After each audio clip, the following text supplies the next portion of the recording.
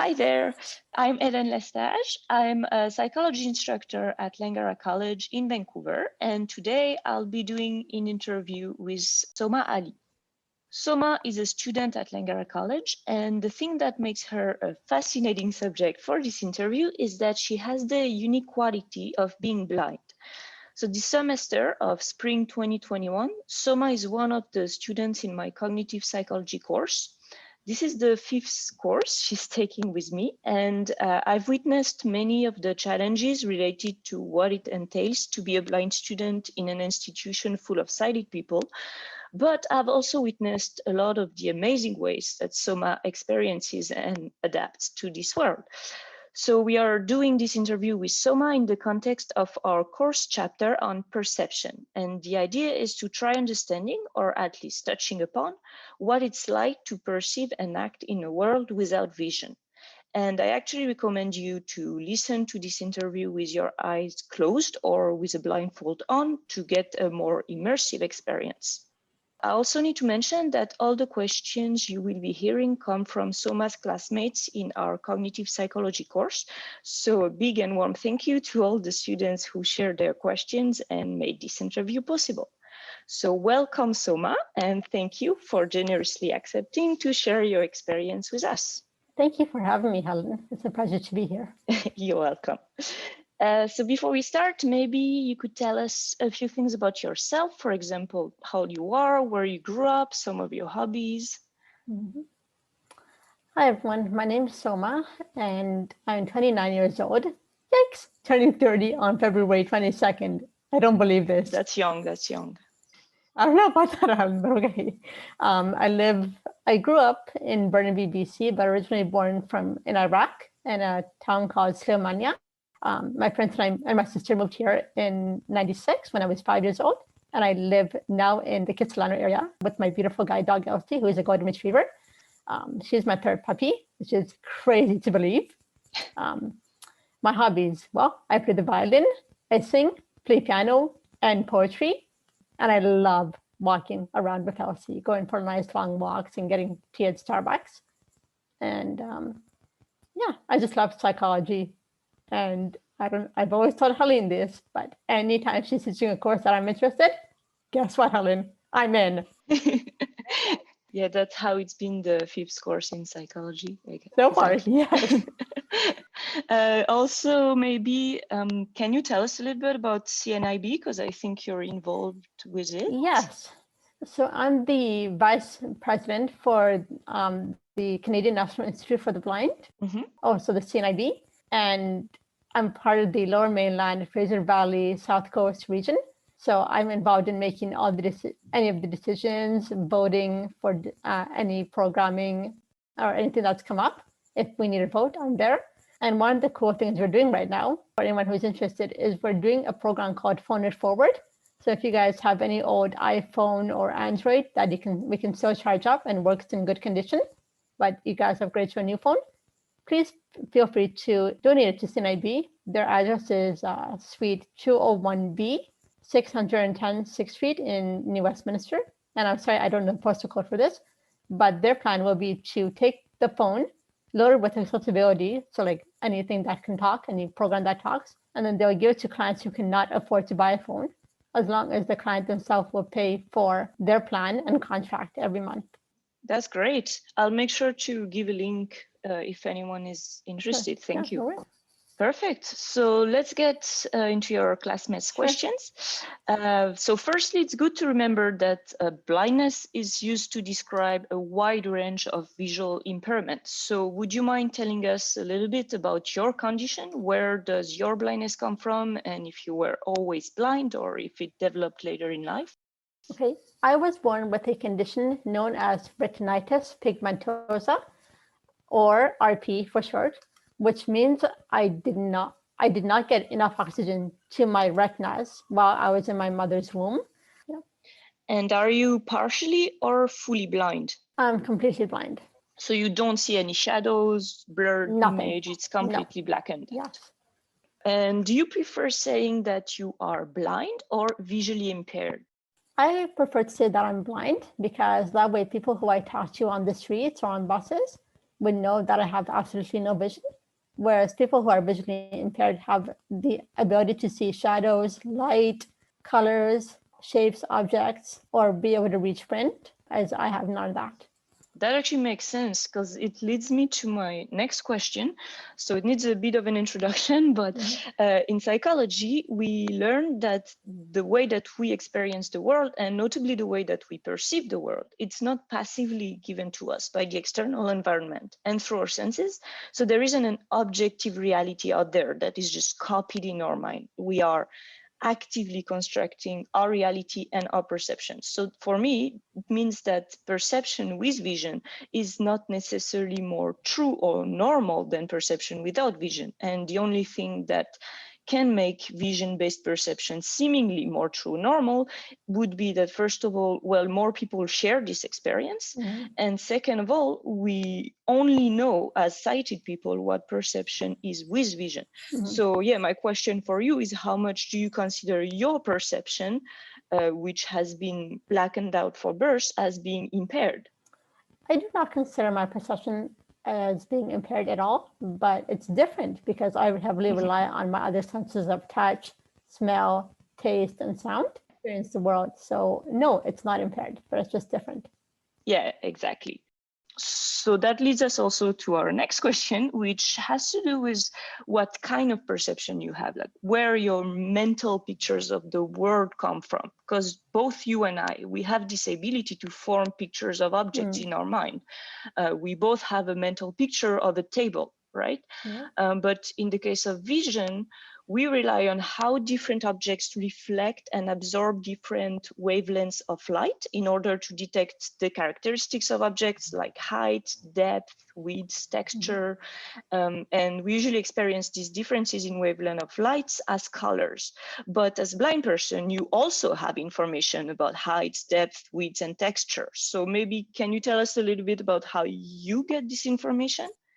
So for me, I get the information on height, depth, width, texture simply by touching the object. So I feel it for, okay, is this table, for example, is it a glass top table? Is it a wooden table? Is it round? Is it rectangular? Is it square? And then how long it is, how high it is, how wide the table is. So it's all with my hands. But say if I'm walking into a classroom, for example, and I need to know, how big the classroom is. Is it furnished? Does it have lots of tables and chairs? Where's the board? Where's the desk? Whatever. I use a technique called echolocation. Yes. Which I click my tongue to see, okay, how wide is this room? How long is it? Where is all the furniture around me? So that kind of gives me, but also having Elsie with me, I might say, okay, let's go find the table, find a chair, and she'll take me directly to the object that I'm looking for. So do you think, related to that any of your other senses are enhanced? Because that's a common belief about blind people, right? That is a myth. Our senses as blind or visually impaired people are not enhanced, but we just pay more attention to it. We're more in tune because we rely on our senses of touch, hearing, smell, sound, taste to compensate for not having our vision. So when people ask, oh, are your other senses enhanced? The answer to that would be no, but we just are more in tune to our senses. We're more aware. I see. Well, you do have echolocation, and just to mention, when you process echoes, the brain actually uses regions that are typically devoted to vision. Right. So I would guess echolocation is your superior sense. So I don't know how to call it in that case. Well, I wouldn't say it's a sense of superiority. I would just say more it's another technique that is used primarily for navigating the world. Yeah. And I have a good story to tell about that echolocation. Go ahead. I was on Bowen Island one year for a camp for the blind that was run by the CNIB. And the counselors and campers were walking back to the lodge from a restaurant. I turned to one of the counselors beside me, like, hey, Jesse, is there a yellow school bus on my right? He stopped me. He goes, how did you know that? I said, echolocation. He goes, but you can't see the color. I said, I don't know. I just had a good feeling about the color being yellow. He goes, you are right. Nice. So how did you get the yellow part? Intuition? Intuition, yes. Nice. And regarding your other possible enhanced ability, I also want to share an anecdote that happened in class. So it was about a year ago, and I was doing this experiment in my classroom on the capacity of short-term memory. So there were about 50 students in the room, including you, Soma. And I remember that. So I gave a list of about 10 or 15, I don't remember, random numbers out loud. And students had to remember as many numbers as they could. And after a 30 seconds delay, they had to try to recall them. And most students could remember around 4 or 5 numbers. There were maybe a couple who could remember up till 6, 7. And then you had Soma, who was the only one who could recall all the numbers, basically, which is 10 or 15 in both cases, considered way above the normal ability for short-term memory. So I think there's something very interesting here. Do you think that maybe your brain treats auditory stimuli differently, or is it that maybe because you depend on your short-term memory more than sighted people to process information, it just developed more, maybe? I definitely would say that I have a better capacity for short-term memory.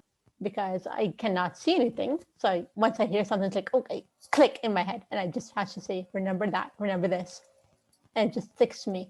Yeah, I guess a lot of people would like to be able to do that. So the next questions are about colors. How do you understand the concept of colors, and can it be frustrating when people describe things by colors sometimes? You know, I don't actually understand the concept of color. Like I know what the words for different colors are, but as for really imagining that color, having a picture of it, no way, not gonna happen. And so yes, it can be frustrating when people say, okay, you're wearing a blue shirt or you're wearing a pink shirt or whatever. I'm just like, what? What is pink? What is blue? And then I have some people who tried describing colors in taxa. So they might say to me, well, imagine blue as being the sky or the ocean or something. Yeah, that doesn't help, guys, because I don't know what the ocean looks like or what the sky looks like. I guess knowing that they are the same color doesn't really tell you anything. Exactly. It doesn't work. Or like I had one lady who says, okay, imagine gray as being the color of the ground that I'm looking at her going, yeah, good try. I appreciate your help, but that's not going to do me any good. Yeah, of course. There is a follow-up question, which I like. So let's say that you continue studying cognitive psychology until one day you know everything there is to know about eyeballs, brains, color perception. In this scenario, do you think it would be possible for you to know what it is like to see color? And just before you answer, I just want to mention that this is actually a famous thought experiment in philosophy that you can ask about a lot of things. So for sighted people, for example, you could ask the exact opposite question of, if you know everything there is to know about blindness, would it be possible for me to know what it is like to perceive without colors?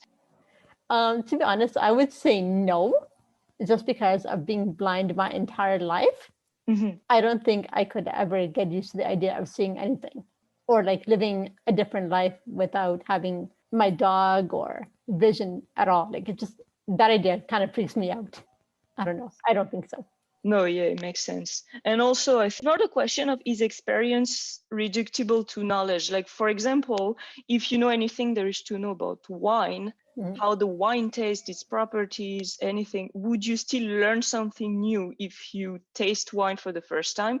And well, there isn't a fixed answer on this, but I guess you would say, yes, you would learn something new. Yeah. But as far as the possibility of seeing things, no. Yeah, of course.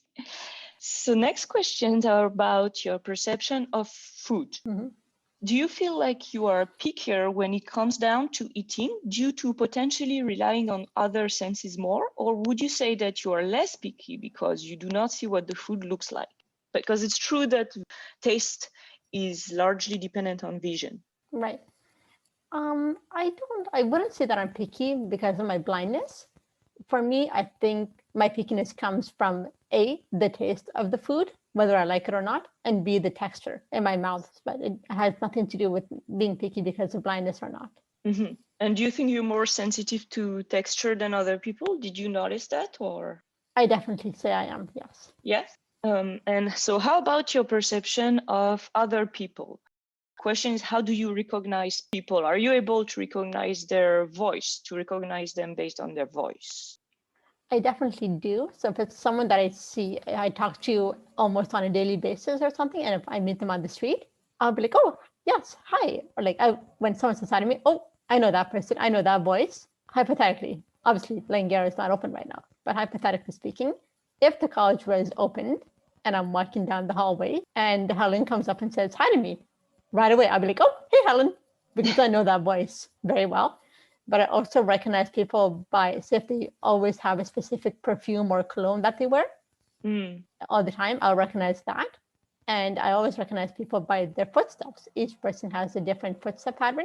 Oh, wow. So I always recognize, and I remember in elementary school, there was a teacher walking around all the time. And I'd be like, hey, Mrs. Melito, how'd you know it's me? Footsteps. Every time. That's interesting. Yeah, I don't know anyone able to recognize people by their footstep. That's that's very unique.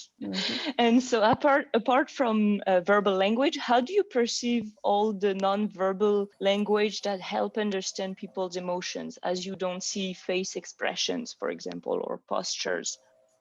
I think I kind of feel the vibe of energy that comes off the person. So if I feel a positive energy, that means, oh, okay, that person's happy. If I feel like they're really down and they're just quiet, then it kind of gives me the sense of, are they depressed? Are they upset? Are they angry? Did something happen in their personal life that I'm just not aware of? So you feel that through the voice? Through the voice, like if I talk to them and they're very, very sad, very quiet, or if they only talk to me like 1 or 2 word sentences, or like, like that kind of tone, then it's like, okay, something's going on. But if they're more outgoing and they want to chat and they sound upbeat, that is another indication. I see. Yeah, I haven't noticed any difference in your social interactions or abilities. I wouldn't say there is any. You just, you rely on other information. Exactly. I guess it's pretty related, but for a lot of us who are not blind, when we meet new people, we heavily rely on our visual perceptions to make assumptions about who they are. So, for example, we pay attention to what they wear, how they move. So, which sense do you rely on the most in order to assess people you have just met? That's the question. Definitely my hearing, because I'm always engaging with people by conversation. And so when I meet someone, I assess, okay, what's their emotional, like, are they communicating with emotion? Are they having the same tone of voice? What's their pitch of voice like? Are they happy? Are they going high in certain areas, or just very, very like not interested? Or like what they like to talk about? And I can just tell by the voice, well, okay, this person seems friendly and outgoing, or this person is really shy and maybe not so friendly. So I always have to listen to the voice, and also like how they pronounce, well, not pronounce, but like, I don't know, like just the way they talk kind of gives an impression. Well, okay, are you educated? Are you, just kind of based on that, I kind of feel, but this is the person that I want to talk to or not. Yeah, of course. And I'm thinking it's a bit of a personal question, but would you be attracted to people based on their voice on a like first base meeting? I think for me, it'll be a combination of what their interests are, what they like to do, what they talk about with me, how easily can they laugh at jokes and stuff. That will kind of determine whether or not I want to have more interaction with them. I see. So kind of take out the superficial layer of relying on vision, actually, in that case. Yeah, it does. That's interesting. So next is about a little bit how you live your everyday life with blindness. Okay. So you mentioned that you're living with Elsie, your seeing dog, the third participant to this discussion. So question was, why did you choose a dog rather than a cane, or do you use both? It depends on the situation. So like if I'm going out to a concert or fireworks or something where I don't want to take Elsie because of the crowd and the noise, then I'll have my cane. Or if I'm just going down quickly to throw out garbage or the recycling, then I'll take my cane. But for the most part, I always work with Elsie, because with my cane, I don't feel like I have my independence is not there. I don't feel like I can go everywhere and anywhere I want. and I don't have the confidence. And with a dog, I feel like, yes, I can go anywhere. I can do what I need to do.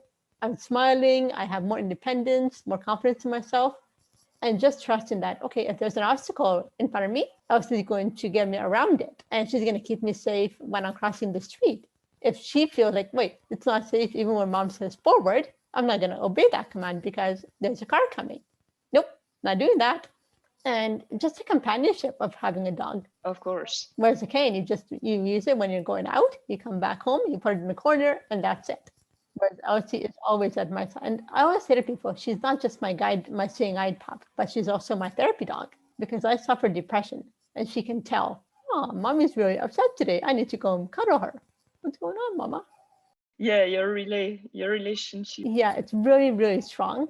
And also the idea, like when I'm at home and she hears people walking around, either in my building or outside on the road, on the streets, she'll bark to say, hey, this is our home. Don't you even think about coming in here. So I have that sense of protection with her. Yeah, that's a very beautiful relationship. I've had the occasion to see together, and yeah, it works really well. And so is it, even with Elsie, is it hard getting around to certain places? I would say yes, because certain places may not have the audio pedestrian signal. So like if I'm trying to cross the road and I'm heavily depending on, okay, there's my parallel traffic, but is it going the same direction that I'm going? Is it in the opposite direction? Are there cars coming in front? Or like certain areas may not have sidewalks, so you're stuck on the road a lot. So that can be challenging, yes. Or like if it's a place I've never been and it's really, really crowded, that can get really confusing too. But for the most part, I feel I can get anywhere with her. Yeah. And do you read Braille? I do, yes. Yeah? How long did it take for you to learn? Let's see, I started when I was 5, starting with the alphabet. And I think I finished everything, like including short form for different words or different letters. Like their combinations, say if I'm trying to write ST, instead of having to write S and then T, I just do a combination to make the ST sign or the SH or the OU or the or whatever. So there's all these little short form contractions that I had to learn, including all the quotation, apostrophe, quotations, question, periods, like all these different punctuations I had to learn. So it took me until I was probably in grade 5, maybe, to learn everything. Okay. But unfortunately, Braille is always evolving. There's like now they just came out with the Unified English Braille. Okay. So I had to relearn all of that. And I was like, what? What's that mean? But yeah, I'm very proficient in it. And like if you ever saw me typing on a Braille machine, Helen, my fingers are like, boom. I haven't. Well, I have too bad we're not doing video because I have my little Braille computer right beside me, which I love. Another time we'll do a demonstration. Yeah. And it's really cool because Braille is made up only of 6 dots. Ah. So there's 6 dots that are used to combine letters and words and numbers and stuff. Whereas with a laptop or a computer, there's all these, I don't know how many different keys on it. Wow, I see. Yeah. And the next question is, have you ever used a Braille watch before? I have. I've been using a Braille watch since I was in grade 5. So that's how you know what time it is? Mm-hmm. All right. So how does it work? So my watch has a wristband, obviously, and it has a lid that flips up, I guess, for protection of the face. And so I just use what I call a feather touch, which is very, very light touch on the watch. And I feel for where the minute and hour hands are, and then try and read the time that way. Mm-hmm. Great.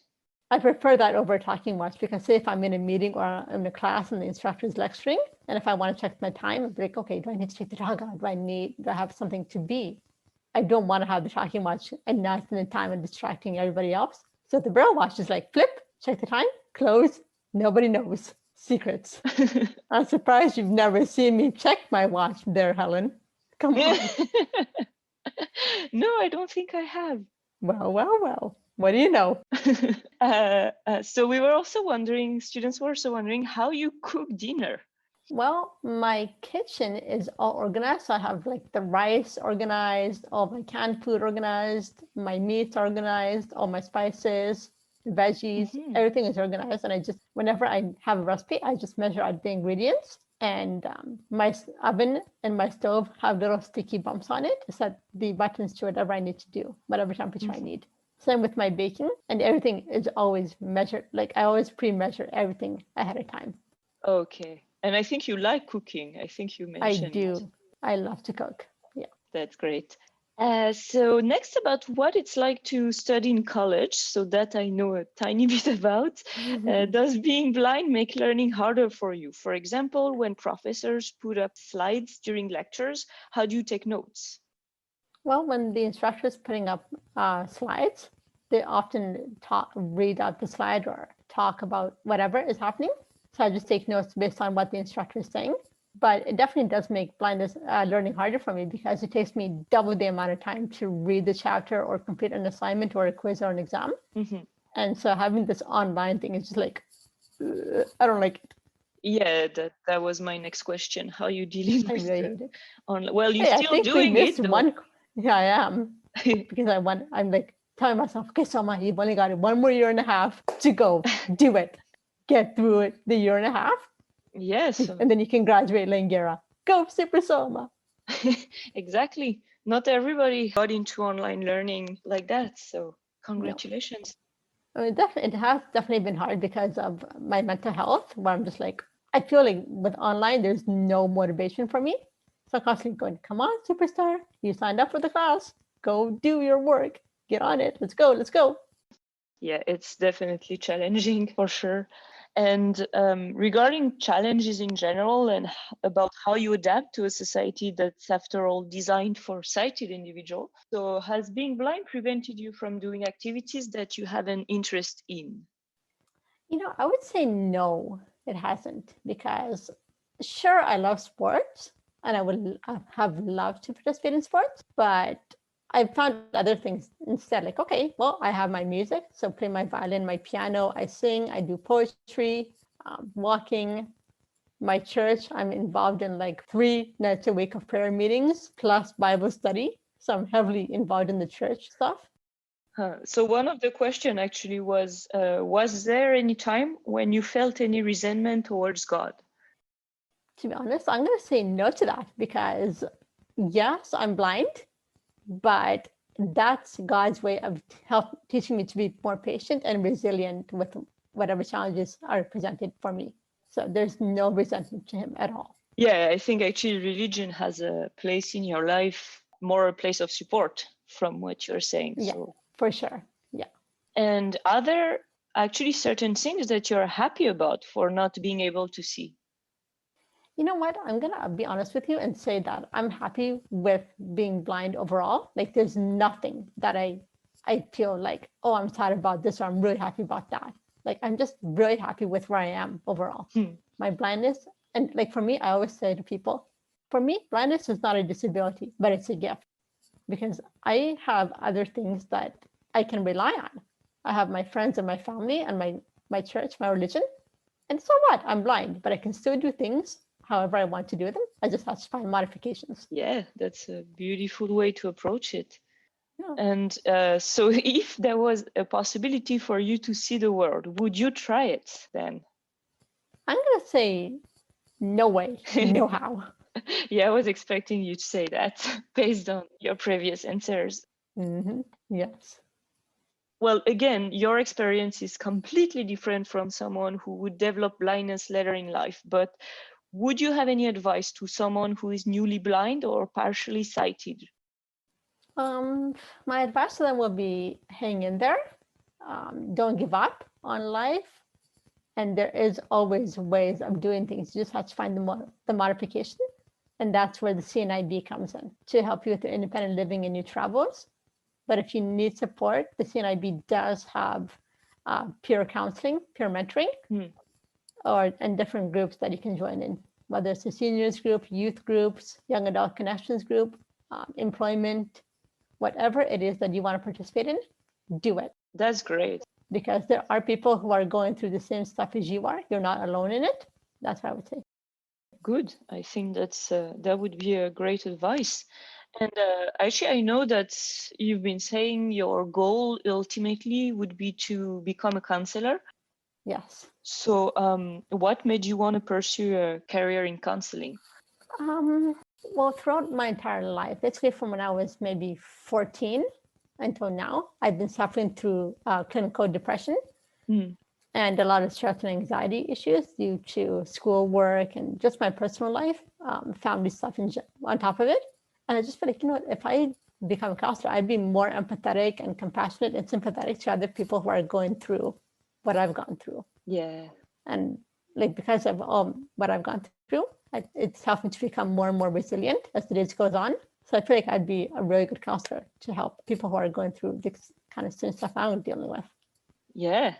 Oh, I'm sure you would. I've always dreamed that when I do become a counselor, my little Elsie will be a therapy dog for my clients. Yeah, she would be great, for she sure. Would. So I have 2 or 3 last questions remaining. What are some misconceptions people have about blind people? The biggest one is that our senses are more enhanced. Our other senses of touch, smell, sound, and taste. Wrong. Yeah. We're just more in tune to our other senses because we have to compensate for not having our sight. And also, blind people cannot work because we don't have the proper training and the education. And yes, we can work. You mean they cannot work professionally or? Yeah, professionally, which is completely untrue. Of course. Because as long as we have the necessary equipment, like for me, I need a laptop that can talk to me with a screen reader called JAWS, aka JOBS, Accessible Window with Speech. If I have the computer with that program built in and I have the necessary training, guess what? I can do anything. Yeah, that's what I've seen so far. Okay, so maybe one last question. What is something that you would like others to learn to make the world a more accessible and kind place to you? Not just for me, but for all blind people. Don't just, and visually impaired people for that matter. Don't just come up to them and like grab them and try and help them, because you're going to be throwing them off balance and you're going to distract them from what they're trying to do. So always come up to that person and just say, hey, would you like any assistance? And if the person says to you, thank you for asking, but I'm okay. It's nothing don't take it personally.